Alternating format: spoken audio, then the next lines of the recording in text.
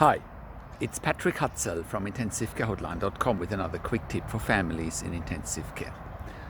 Yesterday, Denise called me and she has her 3-month-old son in intensive care, and he's been ventilated now for a couple of weeks.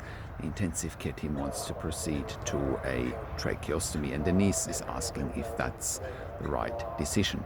Denise shared that her son had 2 failed extubations already, and then I asked her whether her son was on any sedatives or sedation, and she said that her son was still on Versed, which is midazolam, on Precedex and on fentanyl. Now, here's the deal.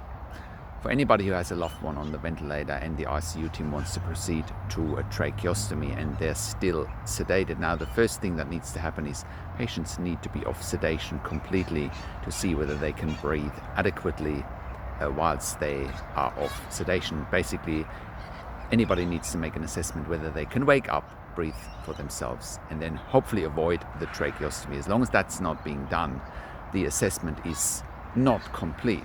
So Denise, your son needs to be off sedation completely for a few days so that an assessment can be made whether he can breathe by himself or not, and then hopefully can be extubated and have the tracheostomy removed. That's my tip for today. Check out our case studies at intensivecarehotline.com, and I'll talk to you in a few days.